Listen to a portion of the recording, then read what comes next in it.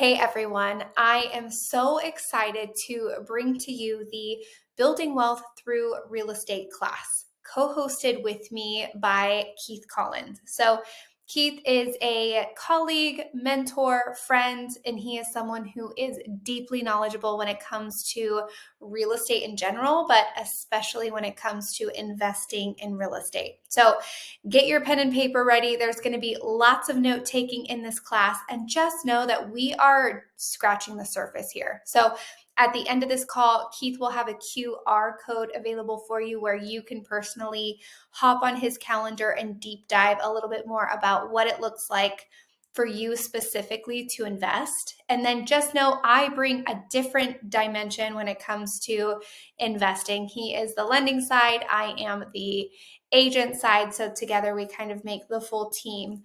But again, you're always welcome to hop on my calendar. And I would love to kind of brainstorm with you and talk about different options when it comes to investing and building up your real estate portfolio. I've helped liquidate and reposition many portfolios over the years. So just know I am always a resource for you. I'm happy to help. And I am so excited. Without further ado, here is Keith Collins with the Building Wealth Through Real Estate class. We're going to talk about building wealth through real estate. This is like my love language. I am a huge fan of investment real estate. All right, Joe, and then I just want to let you know Mark Price is here. It has changed the financial trajectory of my life, my family's life, and I've seen it happen to my clients multiple times over. So super excited to get into this. So here's what we're going to cover. We're going to cover retirement planning a little bit. I actually come from the financial planning world. We're going to talk about retirement planning, why I believe, I'm a little biased on it, but why I believe retirement planning has to involve real estate. I just don't see how we legitimately retire in a way that we want to in 2024 and beyond without real estate as part of the portfolio. I just don't know how we do it. Creative ways to buy it and creative ways to do it with less than 20% down. And then I'm going to go for my case. This is not your case. This is not everybody's case. So don't hate the presenter here, but my case for real estate as it relates to now. We're going to talk a little bit about the interest rate environment, the interest rate environment that we've seen over the last couple of years that has fueled why I think there's an amazing opportunity. And then we're going to also talk about why I believe a little bit that we're potentially on the doorsteps of one of the largest buyer surges that our country's ever seen and may ever see. And I think that's what's really going to fuel opportunity for future gains for investors in real estate as it relates to today. So that's what I'm going to get into. I am monitoring the chat. If there's any questions, please let me know. I am going to try to get to them, but I'm absolutely going to come back to them at the end. Okay.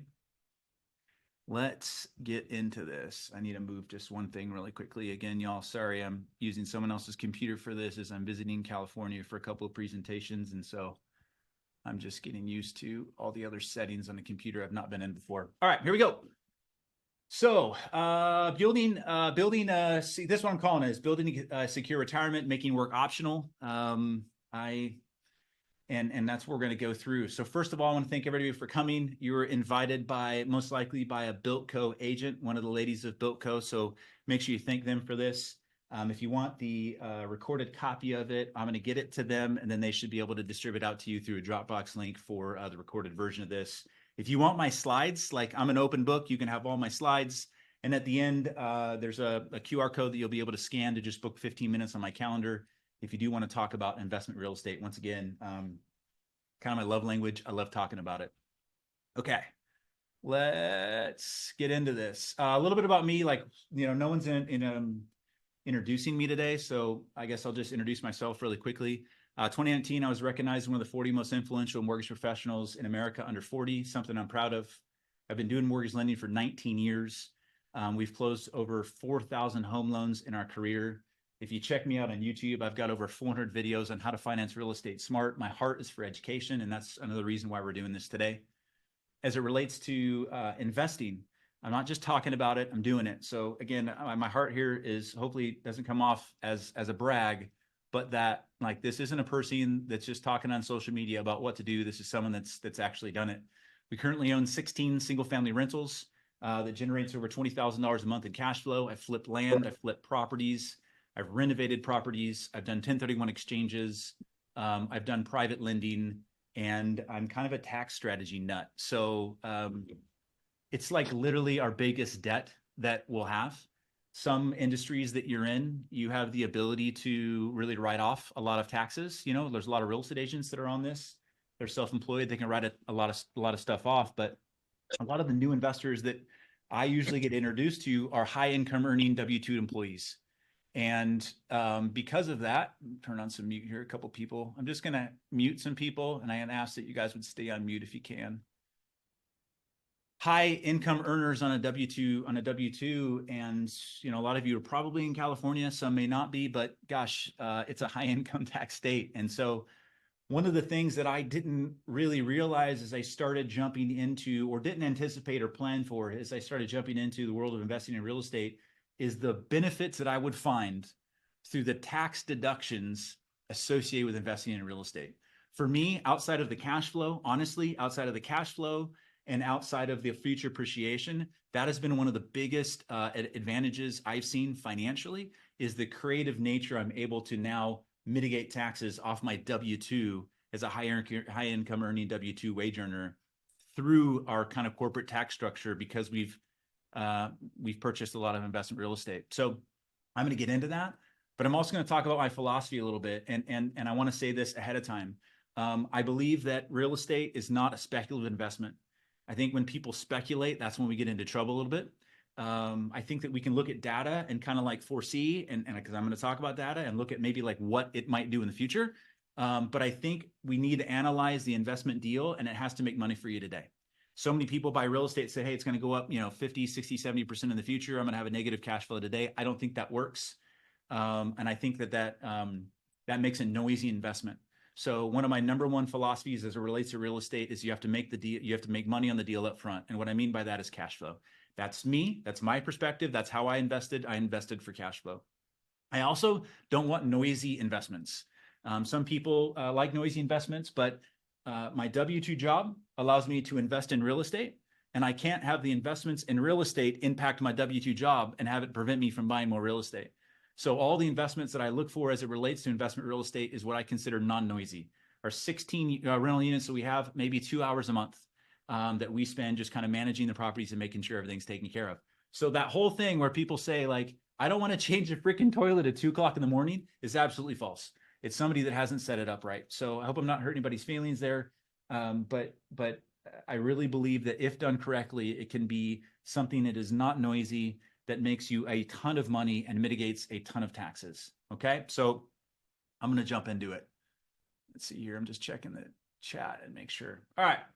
So what's your financial strategy? So, I think things have changed a little bit. There's the old way and the new way. I'm going to run through this stuff really quickly, and then I'm going to slow down as we get to the data and some of the actual explanations. But, the old way here, W-2 job, degree, no debt, save, get a pension. I don't talk to a lot of clients anymore that are relying on a pension unless maybe you're a firefighter or a police officer.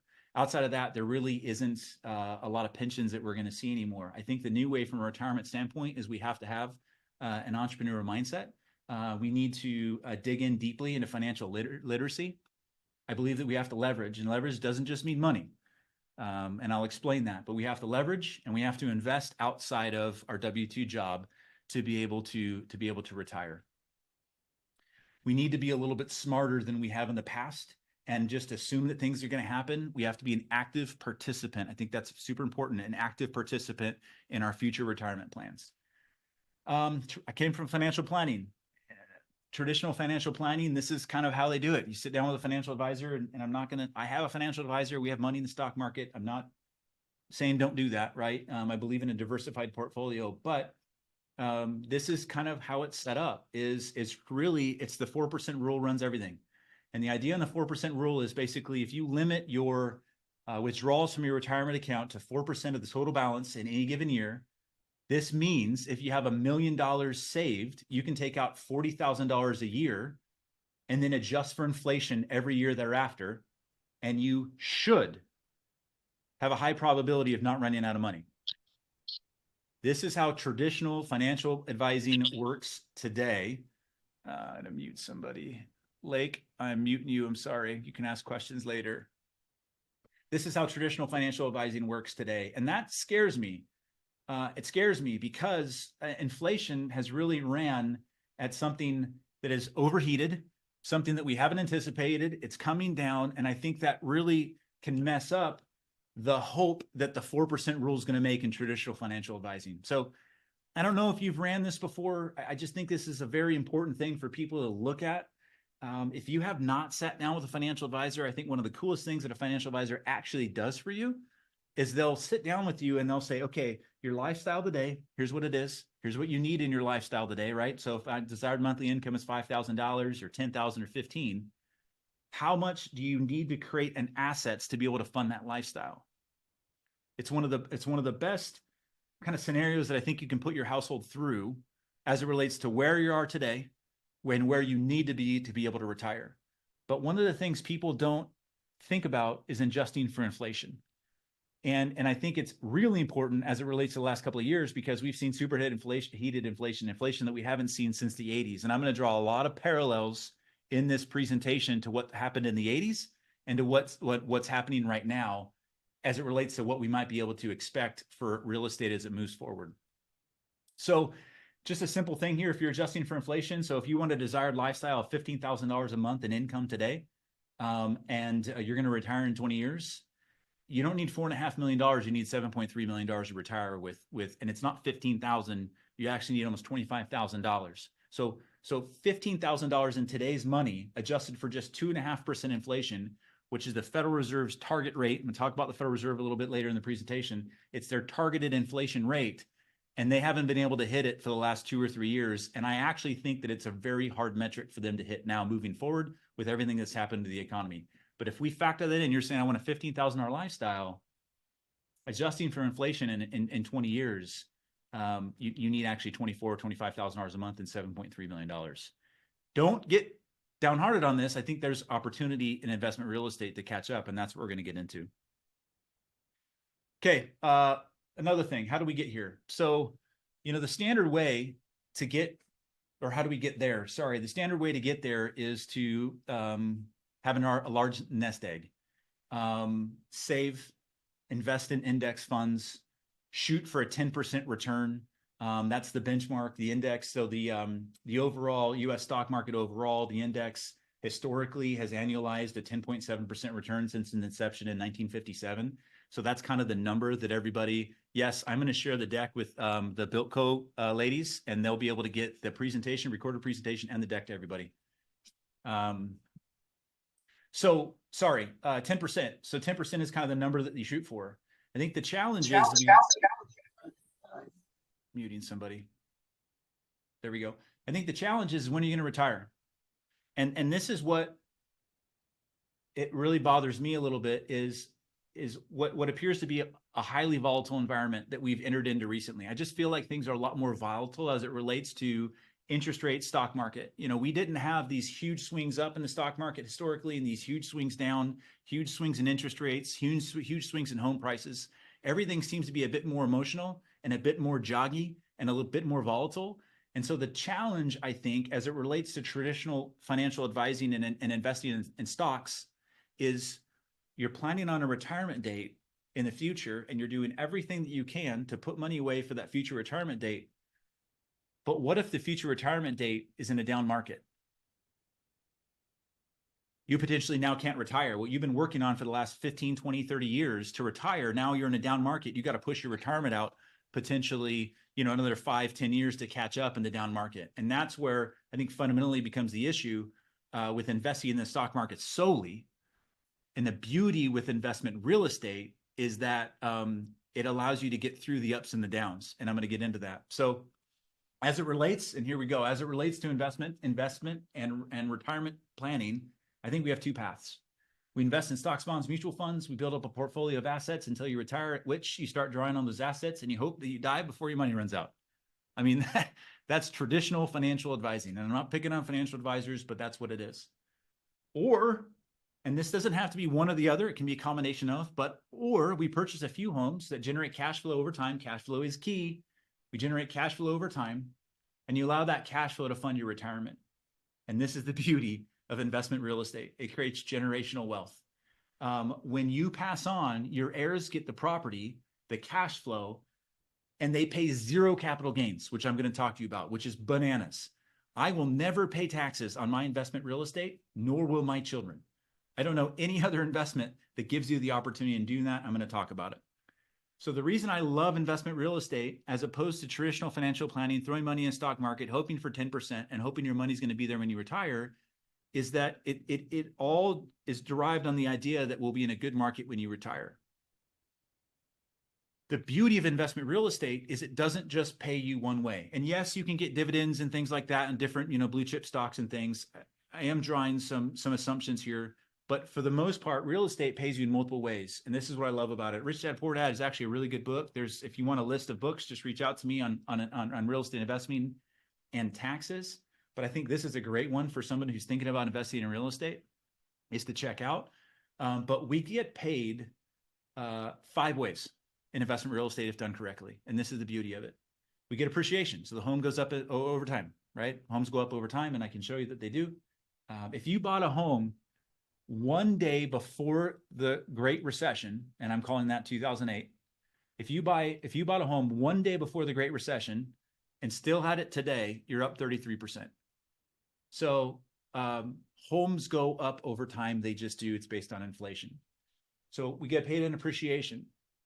We get paid in amortization. That means, if done correctly, the tenant is paying down your mortgage. Sorry, turning my phone off. If done correctly, the tenant is paying down your mortgage. And so you're gaining equity through amortization. We get paid in cash flow. So cash flow is purely the difference between the mortgage payment and the rent that you're receiving and the expenses. That's another way that we get paid. Depreciation. Now, I've said this before in the beginning, we need to make money on the front end of the investment. Depreciation is how you make money on the back end of the investment, but depreciation is an amazing tool that, when used appropriately, will mitigate or completely remove your taxes. The IRS allows you to take a paper loss on investment real estate just based on the idea that it's going to wear out over time. And it's not an actual loss so you could be making income on these properties every year through cash flow and appreciation. But the IRS allows you to create a paper loss on those properties, and deduct it from the overall income, potentially completely removing any taxes that you have to pay on the income that you're making on the property. It's wild. And then the 5th way, and I think this is the way, one way that people don't think about the most, and that's rent inflation. I'm going to talk about that a little bit more, but rent doubles about every 20 years, just like appreciation. So your rent goes up over time. So when you have a 30-year fixed loan on a rental property, that mortgage payment's fixed in, but over time your rents are going to be higher. Warren Buffett actually calls a 30-year fixed mortgage one of the most powerful instruments in the world, because when you're fixing your costs, while inflation goes up and up and up, and then anytime rates go down, you can potentially renegotiate that debt and refinance. I'm not an advocate for buy now, refinance later, or that's not my philosophy. But there is that opportunity with investment real estate, is that you can renegotiate the debt if it gets better in the future. And I think that's something that's pretty awesome. All right, let's get into the numbers. What does this look like? So I'm going to do a little case study here, okay? So I'm going to show you, and what we're utilizing here is the 5 ways that you get paid. And I'm making a case for investment real estate instead of investing in stocks, bonds, and mutual funds, okay? I am making some assumptions here, so just give me that, right? We're making some assumptions. Everybody makes assumptions. Even if you're sitting with a financial advisor talking about the stocks, they're assuming that it's going to go up over time. I'm making some assumptions. So let's say you buy a $600,000 home and you do the standard 20% down, which is $120,000, 20%. And you hold on the home for 20 years. And we see a 4% annualized growth, right? So 4% appreciation over the course of those 20 years. What happens? Well, over a 20-year period of time, that $600,000 home actually goes up to $1.3 million in 20 years, okay? That's how you get paid. Appreciation, number 1. Number 2, again, making some assumptions here, but over the course of that 20 years, the tenant is making the mortgage payment, so you get paid in amortization. So that $480,000 loan that you started with gets reduced over the course of 20 years to $251,000. It gets paid down through amortization, okay? Then that $600,000 home that rents for $2,800, this is the key, $600,000 home that rents for $2,800 over a 20-year period of time, rent inflation. That rent goes to roughly $6,100 a month in income. So the property's appreciated.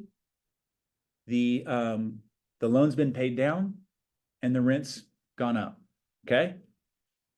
So what does that look like? By buying a simple $600,000 home, putting 20% down and putting a good tenant in there and just letting it be, like maintaining it, right? Taking care of it, putting good structure in place with a property manager so you don't have to fix toilets or, in the evening. It's like having $1 million stock portfolio. Okay. Again, I know I'm making some assumptions. I keep that on $120,000. That's okay. I'm making my case for real estate right now. After 20 years, you've got a $1.3 million home. You have $6,100 in rental income, and your loan balance is $251,000. With a fixed mortgage payment of potentially $2,700, your monthly cash flow is now $3,400 a month in income. Your monthly cash flow is $3,400. Equity stripping is, okay, so what do we do with that now, right? What do we do? Well, you can sell it, potentially pay taxes. You can sit there and just generate $3,400 in potential income. I'm making assumptions. You have some expenses, maintenance over 20 years. Maybe you got to replace a roof. Like there's things that you potentially have to do here, but this is what it could look like, okay? One of the things that I like is the idea of equity stripping. The IRS does not define a loan as income. Therefore, any money that you put in your pocket as part of a cash out refinance is not taxable because it's a loan. You have to repay it. That's important. Oops, cancel. Hold on. Someone else just jumped in. So you could potentially put $734,000 with this home in your pocket tax-free. Okay, so 20 years down the road, you execute a 75% loan to value, cash out refinance. You stick all of that money in your pocket, $734,000, and you have to pay zero income tax on that money that you put in your pocket. You have a new payment of roughly $5,600, and you probably still have cash flow on that, or at least have a break even. Hopefully you follow me on that. And that's where I think the power of real estate is: literally buy one home, sit on it, allow it to go up over time, and manage it, take care of it. Don't let it get run down. What if you did 3 or 4 or 5 of these things and you just hung on to them? If you would have done 3 or 4 of these things, 3, you're looking at $7,000 a month in cash flow. 2, $7,000 a month in cash flow. 3, $9,000 to $10,000 a month in cash flow. And I think you can kind of figure that out from there.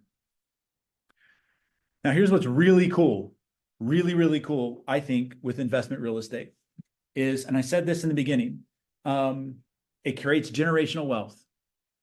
Because of depreciation and the way that I've set up my corporate tax structure, I pay zero income tax on the income that I make on my properties.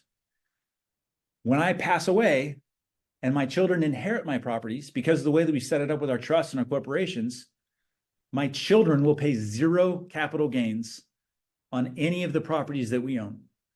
So they will inherit those properties that I have, and they will pay zero taxes, and they will not have to recoup the depreciation. So follow me on this. You purchase a home, and this is going back to this kind of case study that we ran through, right? You purchase a home, and you purchase a home for $600,000. It went up to $1.3 million. The loan is roughly $250,000. There's $1 million in equity in that property. Well, when your kids, and when you pass away, and when done correctly in a trust, that property transfers to them at the value at the time that it transfers. So even though I bought that home for $600,000 and it went up to 1.3 and I had this huge gain, they're inheriting the property at a new basis. It steps up in basis to a $1.3 million value, completely eliminating any capital gains. So they could sell that property and pocket $1 million in potential equity and pay zero income tax on it, because they inherited that property at a $1.3 million home and it only has a $251,000 balance. It's always interesting when I'm on a call like this and everybody's muted, because that's like this is like my big point here, and everybody kind of freaks out. But I think it's amazing. And the depreciation. So the paper loss that I took, the IRS allows you to take a paper loss on the investment property. You not the land, but the house. There's actually an equation for this. And they allow you to depreciate it over 27.5 years. When you do sell an investment property, if you don't 1031 exchange or have a creative tax structure to mitigate the income taxes, you also have to repay the depreciation. So all that depreciation that I took on the property that eliminated my tax liability during ownership, I have to repay. This is the wild part. When they inherit that property at that $1.3 million value, they pay zero capital gains because they're inheriting a 1.3 million, not the 600,000 I paid for it. All of the depreciation is wiped away, and then they get to redepreciate it. So that property is potentially, I think, what do we say? The property is, let's just say I didn't do my equity strip and put the $700,000 in my pocket tax-free, and I just collected the $3,400 a month in cash flow because I wanted the cash flow investment. When they inherit that property and they're getting that $3,400 a month in cash flow, they get to redepreciate the property at the $1.3 million value. So I depreciated the property potentially for 27 and a half years, and they get to go do it again on the same investment. I think it's amazing. Okay, so let's do a little case study here. I kind of want to roll. Let me check my notes. Depreciation. Okay, perfect. So one of the ladies in this call sold this property for me, so they're probably looking at it with a smile on their face. So this is an interesting little case study. We bought this home on the left here in Sacramento. We bought it in 2012, 2013. I don't say this to brag as far as what we do. I'm just trying to give you all ladies and guys examples of what can be done. We bought this property in 2013. We bought it for like $164,000. It cash flowed $500 a month. We had a great rate on it. We were paying down the mortgage. We were going to have it paid off very quickly. But we had, it had went up to about a $500,000 value, and we had about $350,000 of equity in the property. And the great debate in the Collins household was, do we sell the property and do a 1031 exchange and take that equity and invest in other properties? Or do we hang on to the home and just keep the cash flow? It was a great investment. I had a new roof, been repainted. It was an awesome little investment. I wanted to keep it. My wife wanted to sell it. She won, we sold it. And this is what we were able to do, which I think is really cool. We took this one investment that we had bought for $167,000. It went up to $500,000. We had $500 a month in cash flow. On paper, a great investment, right? I think about a lot of clients right now who have a 3% 30-year fixed, and they've got a couple $100,000 in equity in their property. On paper, a great investment.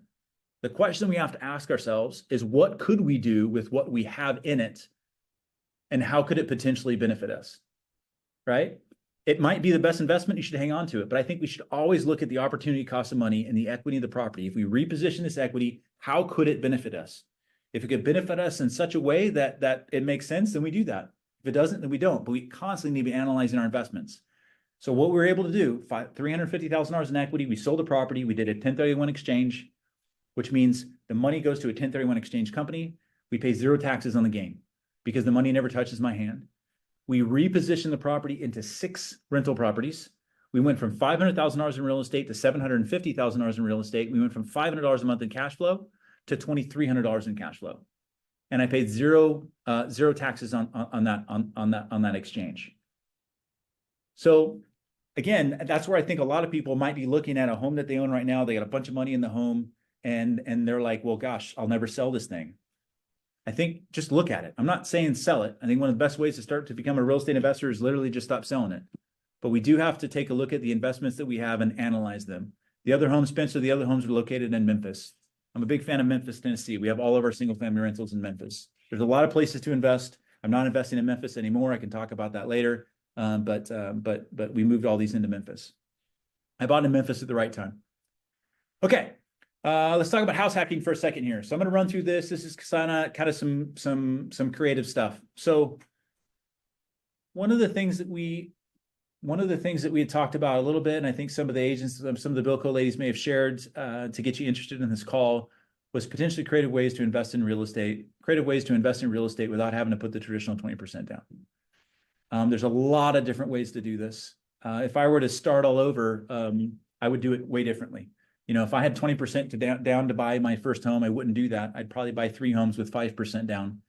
Maybe I'd buy a 2-unit, 3-unit, or 4-unit property, because now you can do that with 5% down. Harder to find 2, 3, and 4-unit properties, but I would look to acquire my first property as a future investment, as opposed to something that I was going to live in for a longer period of time. The beauty is lending guidelines allow you to do this every year. So you can literally buy a new primary residence every year with 5% down, rent out the last one. You can tell the lender, I plan on renting this property out in a year, but I'm going to live in it for the first year. And every year thereafter, you can put 5% down to buy a new property. I think it's one of the coolest things to do to acquire investment properties. I also think, and I've talked about this a lot recently, is we partner in business all the time. We don't partner in real estate transactions. Rarely do I see people partner in real estate transactions. And so I think with affordability and the cost to acquire real estate sometimes right now, I think, I understand the idea of wanting to do it on your own, but is the idea of wanting to do it on your own preventing you from buying and potentially pushing you further out? And then when you have the ability to do it, you re-enter the market and prices are higher. Did you actually gain money or lose money? As opposed to maybe getting in now, grabbing equity and figuring out an opportunity later. So I think one of the ways to do that is potentially partner with people and buy a home. I have 2 or 3 clients right now that we're doing this with, and it's shared equity with children. So I don't know the ages of the people on the call here, but I think this is one of the smart, I'm going to do this with my girls, and we're going to do it over and over and over again. Shared equity with children. So, let's take Roseville, let's take a house in Roseville, and let's look at, buying maybe a 4-bedroom home. You will gain more rental income renting it out per bedroom than you will renting out the entire place under one tenant. So I have clients doing this right now. This is what I'm planning on my girls is when they turn 16, I'm putting them on as authorized users on my credit cards. They aren't going to get a credit card, but they're going to be an authorized user. We're going to build their credit for them. So by the time they turn 18, they're going to have an 800 FICO score. Make sure you have good credit if you do that, because they'll inherit your bad credit if you don't. But we're going to put them on an authorized user at 16. There are actually some credit cards. I don't think you need to do it any sooner, but there are actually some credit cards. Capital One will allow them to come on sooner. Put them on as an authorized user, have them build credit.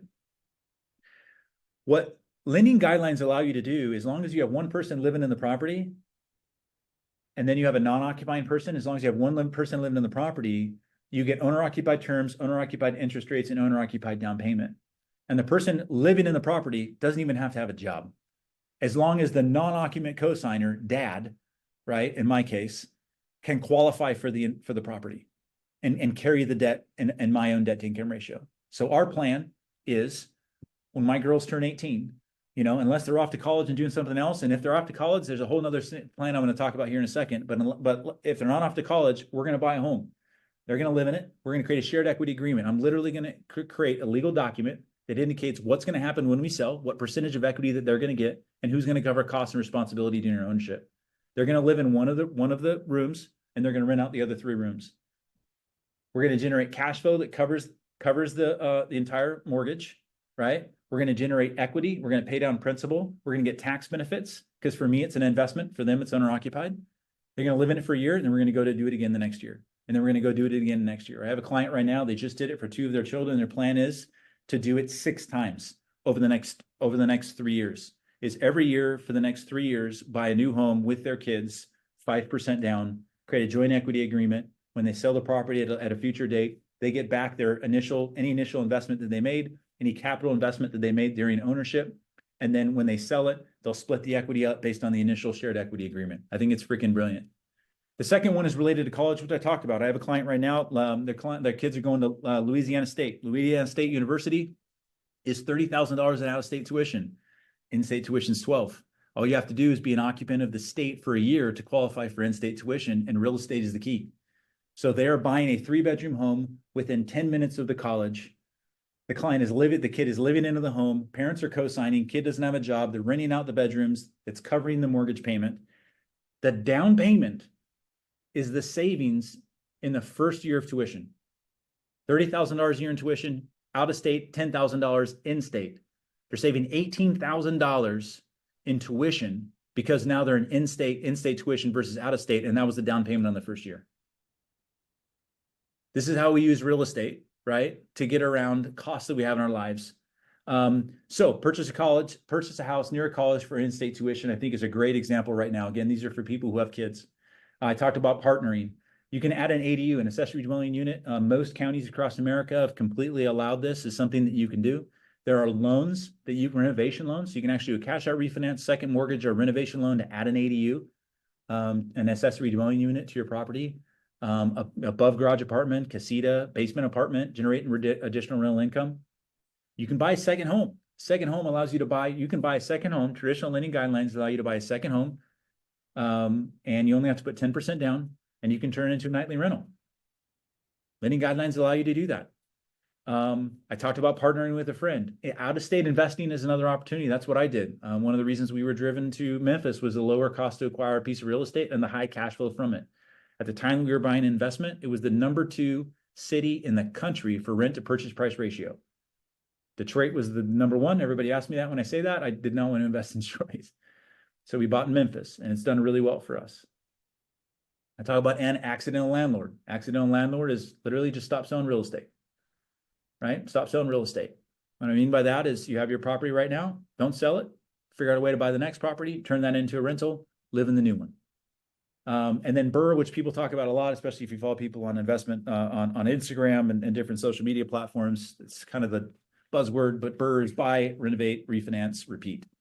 So buy a home, put your sweat equity in the property, potentially renovate it, rent it, and then refinance it at the new appraised value, pull that cash out, and then go do it again, repeat.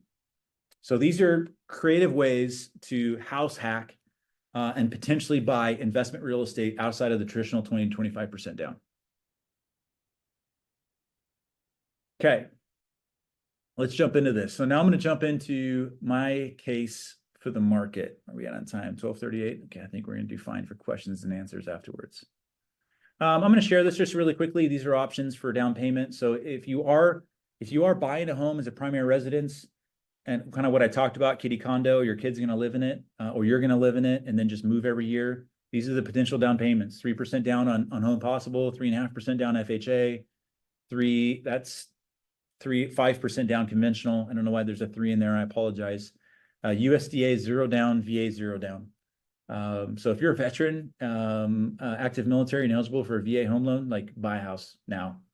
0 down, low interest rate, cheap costs. Most lenders waive all their fees. Like, it's one of the greatest loans out there. And you can actually have multiple VA home loans, which is really cool.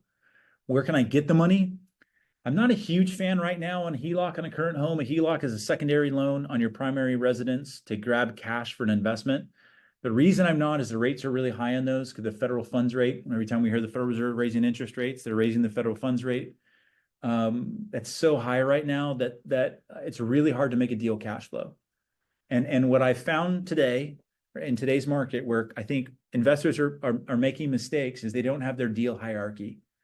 And because they don't have their deal hierarchy, and what I mean by that is, if I'm going to buy an investment property, I'm not going to bring this much money, I'm not going to bring any more than this amount to it, and it has to bring me this much cash flow. Or if I'm going to flip a home, it needs to be at least this much in terms of gain when I sell, right? It's your deal hierarchy. If I'm going to do a hard money loan, here's the hard money loan. Who do I need to mute? Sorry. So what I'm seeing people do today is, because of high interest rates, they're saying, well, it might be a great future investment. You know, I wanted $300 a month in cash flow. It doesn't have any, but I might be able to refinance. That concerns me, because we don't have margin. I believe every investment that we make, we have to have margin in the investment. Every time I've looked at an investment, by the time I got to close, something was a little bit different, right? Not bad, but different. Sometimes better, sometimes worse. But if you do not have margin in the investment, it doesn't allow you to maintain. I don't want people to get into a home and then have to sell it because they don't have margin, right? We need to have margin in every investment we do. You can borrow from your 401k. You can get a gift from family.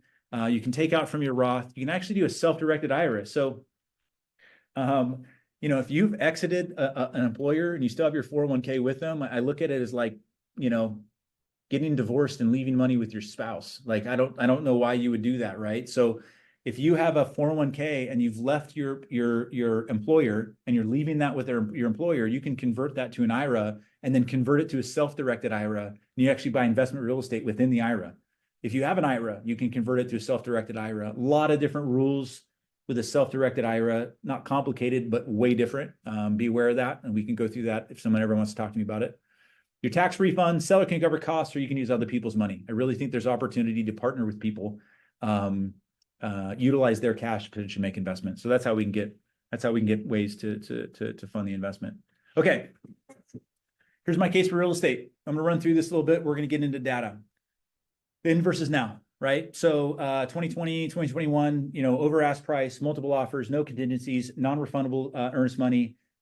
We had really cheap money, so interest rates were super low, and we had low down payment offers rejected, right? Because of the market that we were in. now. And I said, for how long? And it's already starting to shift. There's a lot of real estate agents in this call, and I'll absolutely attest that the market is starting to shift. I'm seeing it significantly. We're seeing multiple offers on properties. I like to say that this is a property specific market, whereas in 2020 and 2021, you could put an overall theme on the market, like everything that was priced right went up, or had multiple offers. Right now, I think it's a property specific market, and we have to market those properties correctly, but money's more expensive. Sometimes, in some cases, some markets, we have more inventory to choose from, some we don't. You do have potentially more protection in contract. I'm seeing more buyers exit contracts right now than we did before. We potentially have more negotiation. I'm seeing some stuff being negotiated, and it's already starting to shift. Like before October, when interest rates were lower, this was absolutely the case. It's starting to shift now in some markets where you don't have as much negotiating power. That's why I say it's very property specific. I walk cautiously when I say you can always refinance later, but if you are in the camp that you believe interest rates will be lower in the future, that is always an opportunity. You do have to look at the make sense nature of the refinance. Like some people think, oh, I'll just refinance later. And I've talked with clients, I'm like, yeah, but will you? And what I mean by that is, the rate has to drop a certain amount for a refinance to make sense to justify the expense for the refinance. And there's a lot of lenders out there saying that they'll waive their lender fees. One of the things that we do, but those are just the lender fees. That's not all the other costs. So saying that is one thing, actually doing it is complete another. And then I think there's opportunities for savvy investors. So that's the market right now. Here's why I think there's an opportunity. We have to remember that this is Jerome Powell. This is our Fed chair. We have to remember that he's not a trained economist. He's an actual lawyer. He is making decisions in the mirror. And a lot of people think that he's making some errors. He's not adjusting quickly enough. And he's probably going to put us into a recession. A recession is one of the best things that could possibly happen for the real estate market because interest rates drop in a recession. And I don't want to say it's necessarily his fault because history just shows us this is what happens. Going back to 1955, the gray bars here, the gray vertical bars are recessions. And the red is the federal funds effective rate. You can see every time they jack the rate up, we hit a recession. So it's not necessarily his fault that he's missing it. 10 rate hikes, 10 recessions, every single time, middle or after, rates go down. Powell's overcorrected. They always do. History shows us this. So where we're at right now, and again, this is a bit data, so follow me when I get to the real estate stuff. I just do think it's important because this is what is going to happen to mortgage interest rates. And I think a lot of that's going to fuel the environment that we're going to be in. The environment that we're in right now has only happened 5 times in the last 40 years. And that's the federal funds rate inverted to the 10-year treasury. And every time that happens, it happens right before a recession. The inversion that we're at right now is the widest inversion it's ever been at. This is not a bad thing. I don't want you guys to be fearful of this. I'm just supporting the idea that we'll potentially have lower interest rates in the future if history repeats itself, right? So we are the widest inversion that we've ever had. So every time we have this inversion, we see a recession afterwards. And right now it's the widest.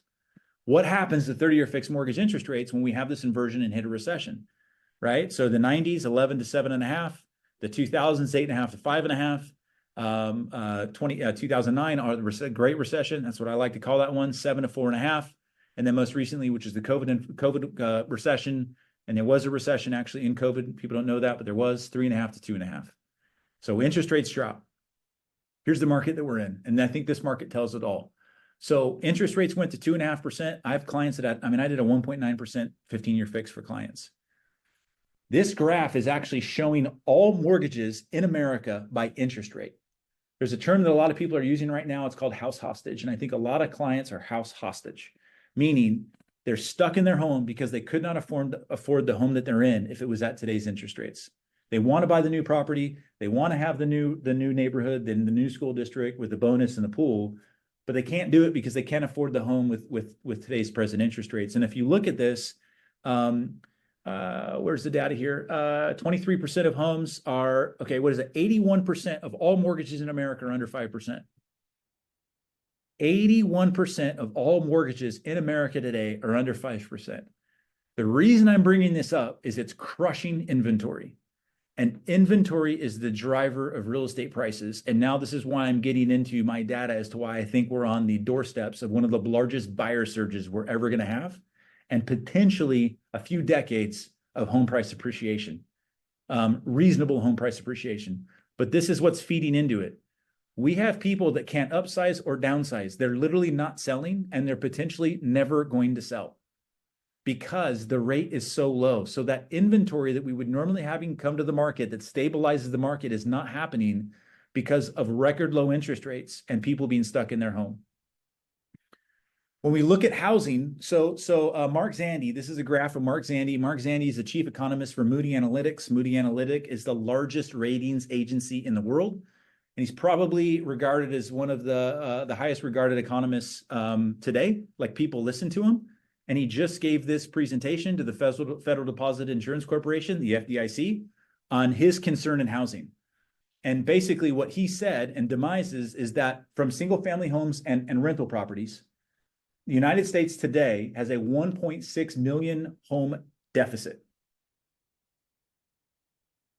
We have a deficit of 1.6 million. We are undersupplied by 1.6 million homes, okay?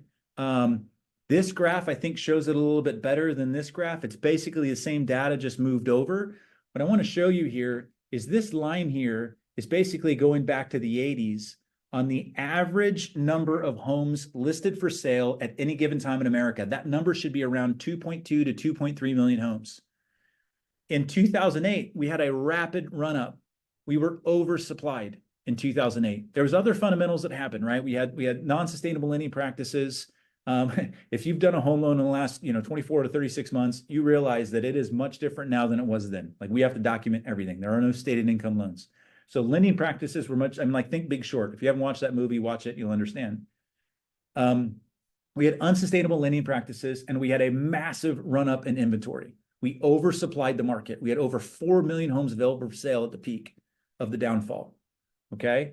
And now, if we look at this, this is a graph here. Now, if we look at kind of where we're at, in some areas, we have less than 700. Some numbers are anywhere from 700 to a million homes available for sale.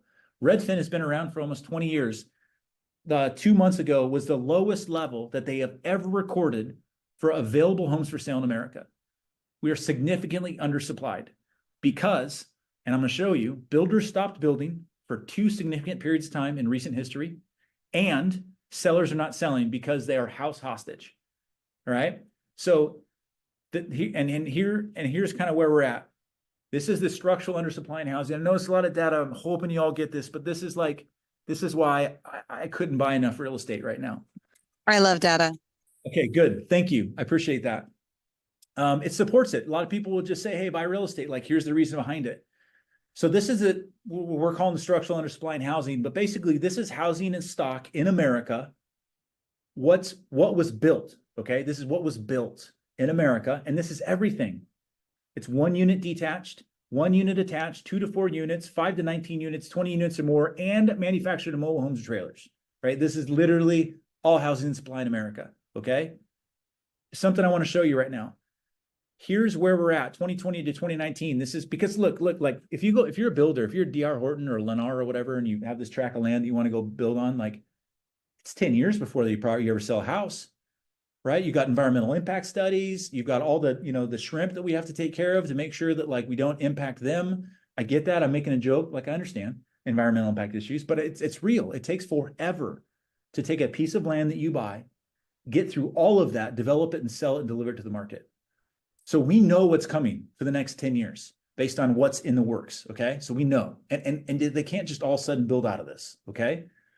What we have in America coming to the market is so little homes. If you were to go back to a time in U.S. history then we delivered a similar amount of homes to the U.S. market, you have to go back to the 40s. That was World War II, right? World War II is a time in a U.S. history that we had to go back to. And here's the biggest difference. At World War II, we had 130 million people in America. Today, 350 million.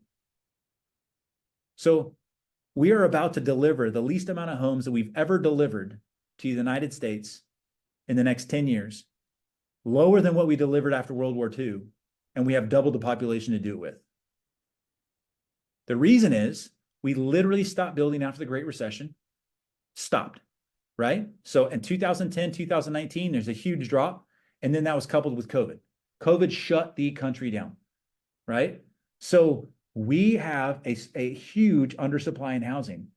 So here's the demand piece. So who are our future buyers? Okay. So if we look at this, the demographics here, who are our future buyers? And then I'll come to questions here in a second. I'm wrapping up, I promise, and I'm running out of time. If we look at this graph here, I don't know if you guys can see my highlight. If I do that, can you see my highlight or no? You can't? Okay, cool. All right. So this is homeownership age, homeownership rate by age in America. Okay. When you are under 35, it's 38%. It's low. But as soon as they click over 35 years old, homeownership rate goes through the roof. Goes from 62 to 65 to 70, 75, and 90. 80% by age, homeownership rates by age. Right now, ages, we have 28, ages 28 and 38, we have over 50 million people that are of age to buy a home in the homeownership interest, in the homeownership rates. And here's the wave that we have coming. So we're structurally undersupplied in the marketplace. We have the baby boomers coming.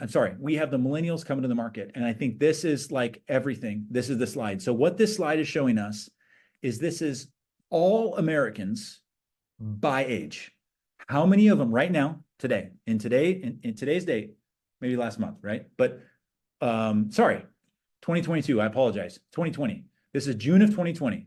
At June of 2020, how many people in America by age? Okay, like how many of them? What we have is we've already demonstrated here that the age, and this is from the Federal Reserve. So the Federal Reserve checks this every single month, is at 35, we start buying homes, and homeownership rate goes from 38% to 62%. That's the age at which they enter the market. We have the millennials turning 35 for the next 8 years. And there's more of them than there were of the baby boomers. So we are structurally undersupplied in America, right? Structurally undersupplied. The Federal Reserve always misses it. We're probably going to see lower interest rates in the future, right? We're structurally undersupplied in the future. We don't have enough homes for sale right now. People at 35 plus years old start entering the market, and we have record numbers of them doing it. And then we're betting against a market that just wins. The U.S. housing market is like the Tom Brady of Super Bowls. Like, put Tom Brady in the Super Bowl, he wins. You really, if you look at, now this is national median, okay? This is national median home prices. There are certain areas that are up, certain areas that are down. But there's only 1, 2, 3, 4, 5, 6, 7. Is that 8? There's only 8 years. No, 7. 1, 2, 3, 4, 5, 6. There's only 7 years going back to the 40s that median home prices actually dropped in America. That was dot-com bubble in the 90s, and that was the Great Recession that we had here. So, and all of that, we didn't have this coming.